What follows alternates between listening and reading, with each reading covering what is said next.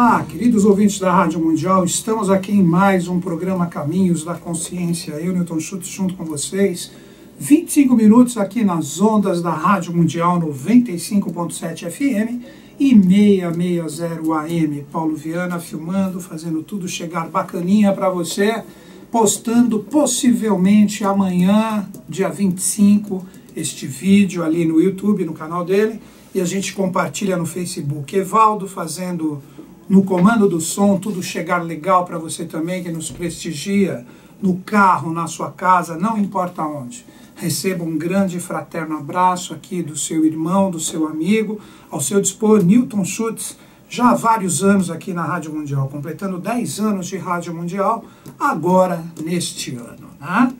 Então é isso, queridos ouvintes. Se você quiser ouvir ou mesmo ver os nossos programas anteriores, existem algumas possibilidades.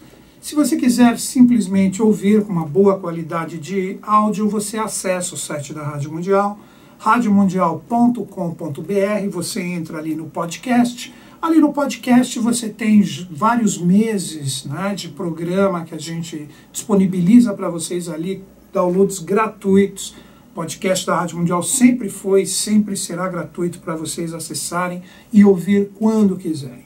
Uma outra possibilidade também, inteiramente gratuita também, a filmagem que o Paulo faz, ele posta na íntegra todos os programas ali no YouTube. Já estamos nessa, agora fazendo 3 anos, né, Paulo? 3 anos, todo sábado, a gente filma e a gente coloca ali, disponibiliza tudo que a gente está fazendo. Então, ali, se você quiser também, você entra lá no YouTube, coloca o nome do programa, Caminhos da Consciência, Newton Schultz, você vai ter ali todos os programas postados, né?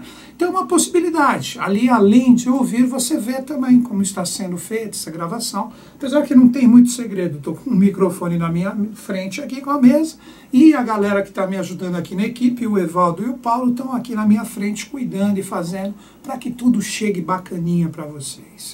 Queridos ouvintes, no programa de hoje é dia 24 de janeiro, sábado, eu vou falar um pouquinho sobre São Paulo. Estamos aqui na capital, a Rádio Mundial é da capital, aqui de São Paulo. Estamos aqui na esquina da Avenida Paulista com Augusta.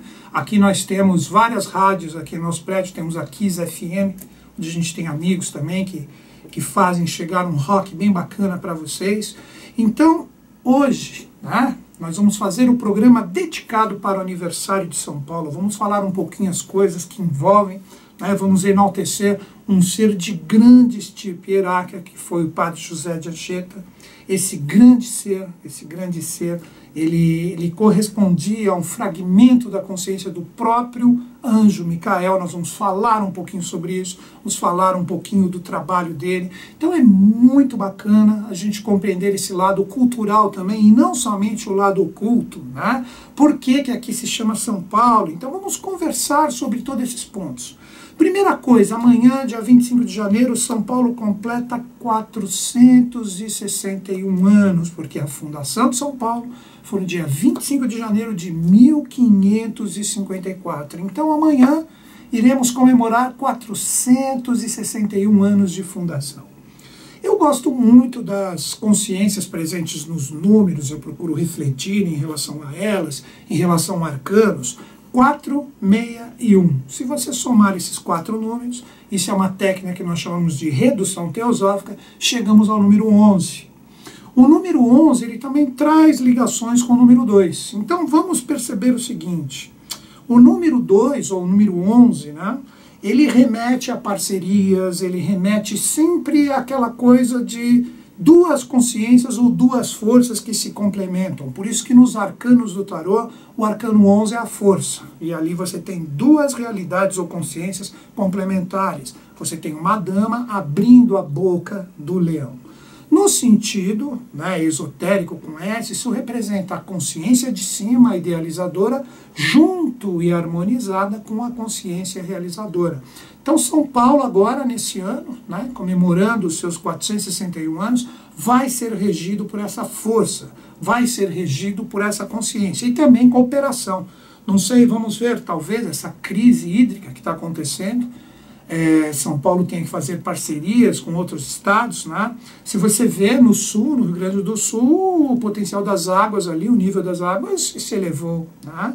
Então, claro, é minha forma de ver e refletir, tudo isso envolve planejamento. Meu programa ele não tem um cunho político, mas não tem como nós deixarmos de citar que a falta de planejamento que nos conduziu a esta crise.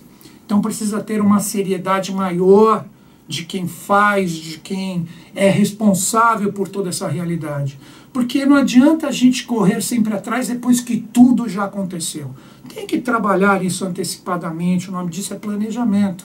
Então vamos torcer agora, que com esse sinal, né, que é necessário toda uma revisão para esse contexto. São Paulo agora regido pelo número 11, pelo número 2, que é o número das parcerias, exista, né, um planejamento melhor ligado a todas essas realidades.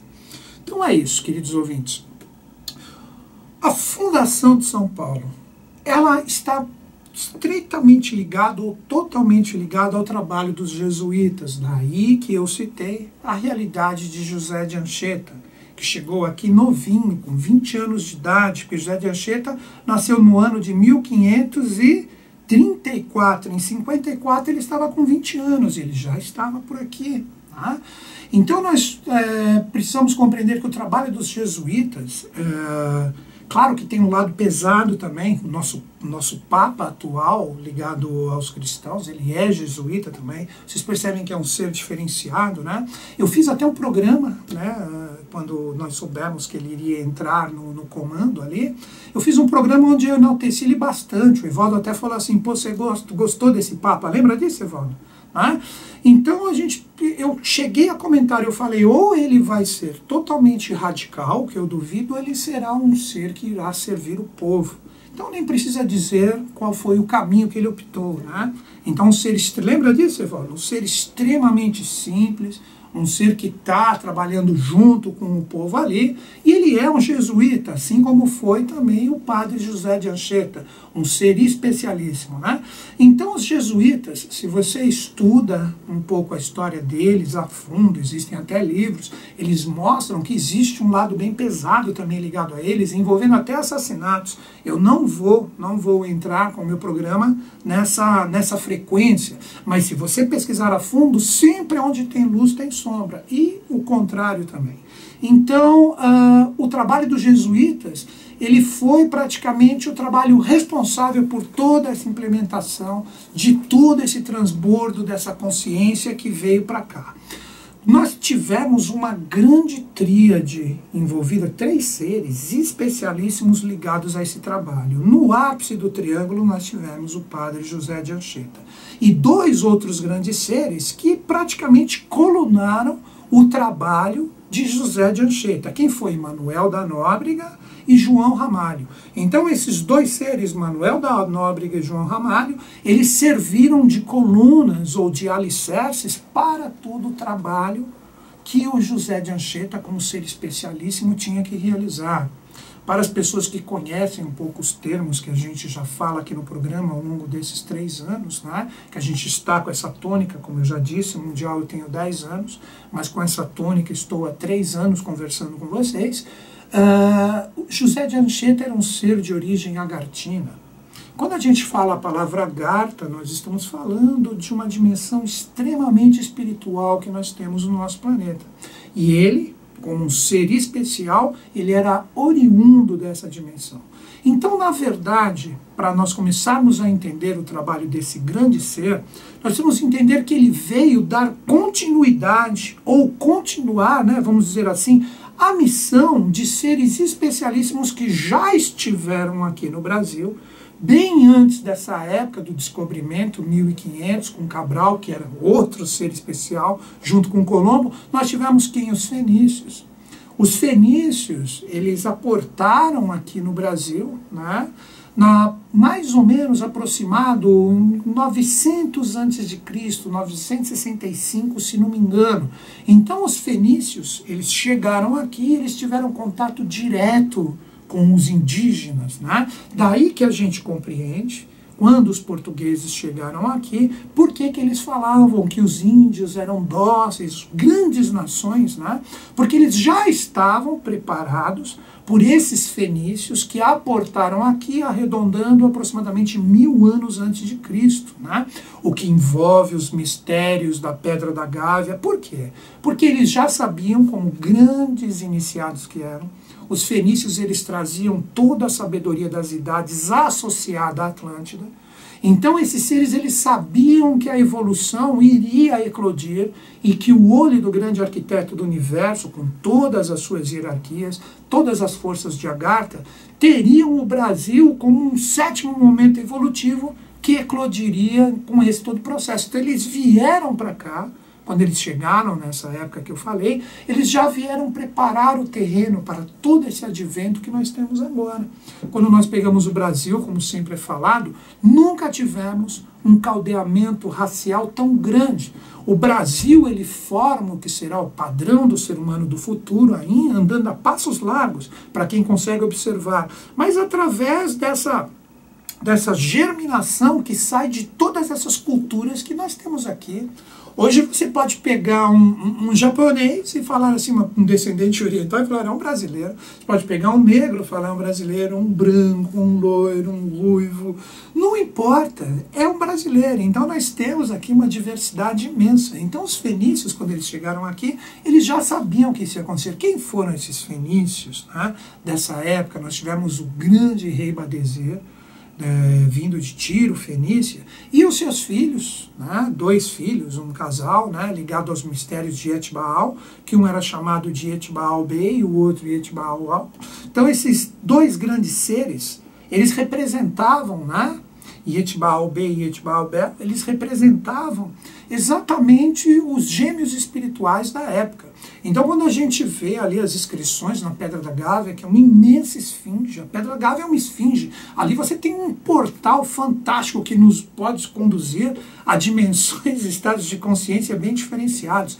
Se você vê as pessoas que escalam ali, eles ouvem coisas dentro da pedra e etc., ligado a todos esses mistérios. Então, os fenícios ali naquela região do Rio de Janeiro ali, o rei Badezir, né, junto com os seus filhos e toda uma corte de 222 seres que estavam com eles, eles estavam já implementando o que seria no futuro. Então José de Anchieta, quando chegou aqui, ele veio dar continuidade a esse trabalho. E os fenícios, quando eles estavam aqui, eles dividiram o Brasil em 2. O rei, que foi o pai, o rei Badezir, que a própria palavra, né, Badezir, o nome Badezir, que deu o nome Brasil, que era falado pelos indígenas, e não essa história horrenda que o nome do nosso país vem de um pau-brasil avermelhado, nada a ver, de brasa. A brasa aqui, quando se fala isso, é no sentido de consciência que nós temos no nosso país, né? Então eles dividiram o país em 2 partes. Nós tínhamos a parte norte, né, correspondente à força mais temporal, ligada ao rei Badezir, e a parte sul, ligada aos seus gêmeos, Etbaal Bey e Etbaal Bel, ligado ao processo da evolução espiritual. Muitas coisas ainda serão descobertas aqui no Brasil, que são heranças de toda essa época, mas infelizmente nós tivemos, fazendo uma síntese brutal de todo o processo, nós tivemos uma catástrofe, porque não um deicídio, essa é a palavra correta, deicídio é a morte da divindade, onde as forças contrárias ali na Baía do Guanabara assassinaram esses 2 gêmeos que ali estavam numa barca, né? E isso chacoalhou toda a missão dos fenícios aqui. Por isso que o Rio de Janeiro, nada contra o Rio, tem inclusive parentes lá, pessoas fantásticas, conheço muita gente legal dali, mas você pega aquela parte pesada do tráfico, que tão ficou ali em veemência, tudo ainda são karmas ligados dessa época.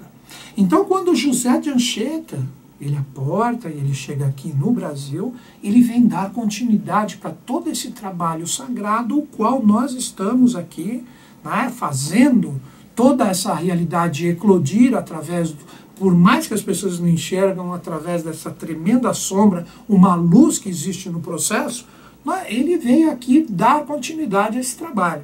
Quando nós falamos de São Paulo, né, nós tivemos uma missa, vamos entender agora, que foi rezada exatamente no dia da sua fundação. Foi a primeira missa que foi rezada pelo padre Manuel de Paiva. E o padre Manuel de Paiva, ali na colina, naquela região de cima, junto com essa missa, né, onde tinha aquela conversão dos indígenas para cristãos, essa função dos jesuítas, trazerem essa boa nova, né? Então ali foi criada uma igreja e também um colégio. Daí que quando você passeia ali no centro de São Paulo, que é um passeio iniciático, quando você conhece toda essa história a fundo, né? Aqui nós temos, através dos nossos 20 e poucos minutos, a possibilidade de dar umas pinceladas para que você pesquise. Nós temos o pátio do colégio, aí depois dali você pode ir ao Mosteiro de São Bento, que é fantástico. Então existe um passeio, um tour iniciático pela capital de São Paulo, né? Então ali, quando é comemorada, é feita, é celebrada essa missa, né, pelo padre Manuel de Paiva, este é o dia, por que São Paulo? Este é o dia 25 de janeiro, aonde o apóstolo Paulo foi convertido. Então Paulo, também conhecido como Saulo de Tarso, depois ele pegou o nome de Paulo, o apóstolo Paulo, ele era um cidadão romano. E ele perseguia os cristãos que estavam tentando firmar ainda todo aquele trabalho do Cristo. Seria logo naquele momento que o Cristo morre. Então uma das missões do Paulo era exatamente, novamente conhecido como Saulo de Tarso, se você quiser pesquisar, era perseguir e terminar tudo isso. Mais um dia, nos seus caminhos de peregrinação, Saulo, andando próximo a Jerusalém, ele teve uma visão. Como dizem, né, foi um grande clarão, o qual Cristo se apresenta para ele. Isso fez com que ele perdesse a sua visão. E somente depois de 3 dias que ele volta a enxergar. Então, na verdade, ele recebeu um impacto, ou mesmo, podemos dizer assim, uma avatarização da própria consciência crística, um fragmento dela, para que Paulo cumprisse a sua missão de grande apóstolo. Paulo é um daqueles que, mesmo não vendo, ele acreditou. Tá? Então, quando ele recebe aquela consciência, aquele clarão, o que ele fechou? Ele fechou os seus olhos para a realidade exterior, para que ele acordasse no seu sentido interior. Então, quando Paulo acorda, que se torna o apóstolo Paulo, ele começa a entender que o que ele estava fazendo era um erro, que ele estava ainda trabalhando em prol de um passado desgastado, que representava todo aquele trabalho romano, que não teve junto com os hebreus o que seria o processo maravilhoso da manifestação crística que veio com Yeshua Ben Pandira, que a gente já fez programa sobre isso, e com isso ele desperta e ele se torna o próprio apóstolo Paulo que nós conhecemos tanto. Então a cidade de São Paulo possui este nome em homenagem ao dia onde Saulo de Tarso se converte no que nós chamamos de apóstolo Paulo. Então ele, esse grande ser que foi o apóstolo Paulo, ele deixou muito conhecimento, muita coisa bacana, citando uma, né, a primeira epístola para os Coríntios. Paulo cita, né, o apóstolo Paulo, ele cita que o ser humano possui 2 almas, uma alma terrena e uma alma espiritual. Então o que ele estava querendo dizer com isso, né, numa linguagem meio velada? Que o ser humano tem essa vida profana, mas ele tem também a oportunidade de galgar realidades superiores fantásticas. Então o apóstolo Paulo, ele dizia que todo mundo tem o direito à ressurreição, mas nem todos se transformam ou mudam. Veja a sabedoria desse ensinamento, dessa epístola de Paulo. Então ele queria dizer o quê? Que todo mundo vai ter que voltar, vai ter que se reencarnar. Mas os que conseguem realmente mudar são aqueles que na sua vida ou na sua experiência anterior se esforçaram muito através da sua consciência, se superaram e possuem a condição de vir e formar e moldar uma alma muito mais aprimorada, transformada e mudada do que sua alma anterior. Então, quando a gente comemora, né, o aniversário de São Paulo, nós estamos em sintonia direta com os ensinamentos desse apóstolo. Por isso que nós trazemos o estigma do seu nome, né? Outra coisa, quer ver? Se nós pegarmos São Paulo passa o Trópico de Capricórnio. Tudo se iniciou no Trópico de Câncer, passando ali por aquela região do norte da Índia, Meseta do Pamir, onde estão os segredos que envolvem o Tibete também, o teto do mundo. A palavra Tibete vem de duas letras hebraicas, a palavra Tet e a palavra Beit. Aí que você junta os dois e você tem a palavra Tibete ou Tibete, que quer dizer telhado do mundo, a casa mais alta, onde você tem a conquista do mestrado, né?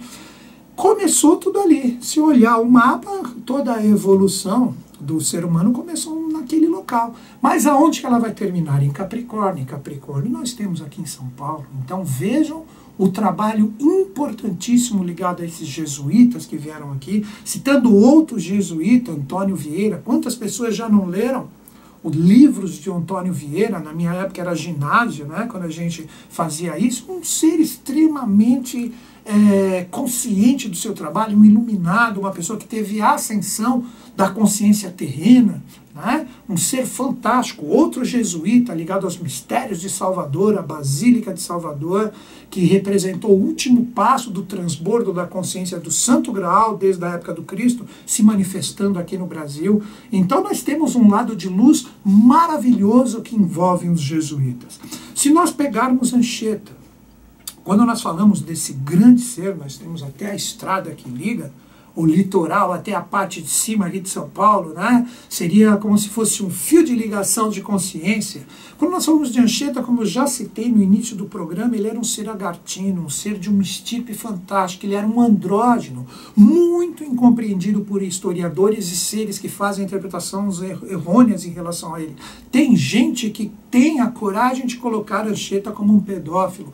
Nunca, em hipótese alguma, um ser da estirpe hierárquica de um padre José de Anchieta, ele iria fazer uma coisa dessa. Todos esses seres, com essa consciência extremamente elevada, na pureza desse androgenismo, que o androgenismo, não estou falando de preferências sexuais, um ser que tem a mente e o coração em harmonia e equilíbrio no seu lado oculto, o coração vibra em sintonia total com a mente, isto é um andrógeno hoje, que pode ter um polo sexual escolhido, e Anchieta era um deles. E como eu disse, Anchieta representava em todo esse processo o ápice do triângulo, junto com Manuel da Nóbrega e João Ramalho. Então ele representava a parte espiritual. Então o padre Anchieta, como um próprio fragmento, como nós falamos neobiose, do sexto senhor ou do sexto anjo, que é Micael ou Aquibel, que seria a palavra que nós utilizamos no nosso colégio iniciático, ele representava uma própria vida esparsa desses seres. Então, quando ele veio aqui e ele fez o seu trabalho como jesuíta, trazendo essa boa nova, ele estava dando um tremendo de um empurrão para que nós tivéssemos o Brasil rumo a essa grande miscigenação que já acontece e vai fazer brotar um ser humano do futuro, tendo como um dos epicentros São Paulo. Daí que você compreende por que São Paulo prosperou tanto, por isso que São Paulo cresceu tanto. Outra coisa interessantíssima para fechar esse lado do trabalho de José de Anchieta ligado a São Paulo, nós temos a sigla INRI, o INRI, que foi colocado na cruz do Cristo, a tabuleta que estava ali, que na sua tradução, Ignea Natura Renovare Intrigo, ou fogo trino da natureza, renova tudo. Renova no sentido daquela alma espiritual que São Paulo colocou na sua epístola. E quando nós pegamos a sigla INRI, nós estamos falando dos lugares aonde Anchieta passou. Então ele estava fazendo toda essa transformação através do caminho da sua peregrinação, trazendo toda a boa nova, toda a realidade de Cristo aqui para o Brasil, na catequização dos índios, de uma forma fantástica. Se você pega a sigla INRI, o I é de Itaparica, onde tudo começou, ali naquela parte da Bahia, onde os portugueses aportaram. Quando você pega a sigla N, está ligado a Niterói, que foi o lugar que ele se dirigiu depois. O R vem do Rio, e depois, por fim, o lugar onde ele terminou seus dias, Itanhaém, aqui em São Paulo. Então, quando falamos de Anchieta, nós falamos do apóstolo Paulo, nós falamos de Cristo, nós estamos falando desse ser fantástico que veio trazer aqui todas essas consciências para essa cidade que amanhã comemora 461 anos. Então, cidade de São Paulo, capital, onde estamos falando nesse exato momento, sinta-se saudada através desse trabalho oculto fantástico e cheio de luz que foi trazido por esses grandes seres com ênfase no padre José de Anchieta. É isso aí, queridos ouvintes. Se vocês entrarem em sintonia com o que nós conversamos aqui nesses poucos minutos que temos, você pode entrar na Sociedade Brasileira de Obiose, fazer a iniciação, beber da fonte. Eu estou só trazendo para vocês um pouquinho do que eu consigo refletir dos ensinamentos. Manda um e-mail para mim, caminhos2005@terra.com.br. Repetindo, caminhos2005@terra.com.br. Você pode fazer aonde você estiver no planeta por correspondência, ou se não, me informe onde você está, que eu indico o departamento mais próximo. Parabéns, São Paulo, pelos seus 461 anos. Viva o Padre José de Anchieta e toda a sua obra maravilhosa que fez despontar esse estado fantástico, o qual nós estamos hoje. Um grande e fraterno abraço, que os Budas da Era de Aquário estejam em sintonia conosco, com o Brasil e com o mundo, e eles estão. Até o próximo programa.